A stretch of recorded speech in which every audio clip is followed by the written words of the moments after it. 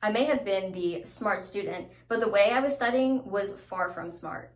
Hi, welcome to my channel. In most of elementary, middle, and high school, I was known as the smart student, the one who would get all the A's, all the high test scores, the perfect GPA. As I've gone through college, I've really learned a lot about the nuance behind what a smart student is and how important it is to learn how to learn. Especially in high school, a lot of my studying consisted of reading through the textbook and rote memorizing basically every paragraph, rereading and rereading my notes to an exhaustive extent, and honestly just hardcore robotically memorizing every single thing. And sure, it did get results. I got 100s on a lot of quizzes and tests that I took, but when it came to less memorization heavy topics and more abstract conceptual concepts, I had a lot more trouble, and I honestly didn't know what was wrong. I was doing all the right things. I was reading through the textbook, I memorized every single equation and all the material, but what was going wrong? It wasn't until college that I started learning about different learning strategies and experimenting and being more flexible with learning strategies and how to best learn. And without a doubt, memorization is foundational to a lot of subjects like anatomy and biology, but memorization is only a piece of learning. In college, I tried out a lot of different learning styles and made an effort to shift more from passive learning to active learning and active processing of information. And with more active learning, I'm able to get through in college way more content and even less time than in high school. Now when I look back at my earlier studying experience, I may have been the smart student, but the way I was studying was far from smart and very inefficient. A lot of my classmates were using active learning techniques and they were getting the same grades, they were getting the A's, and in less time. Part of myself also, from being under the smart student label, I started to equate the length of time studying to better grades. When you can find a study strategy that really works well for you and helps you to truly process the information, the saying work smarter and not harder truly comes into focus. If I had started trying to use better study strategies in high school,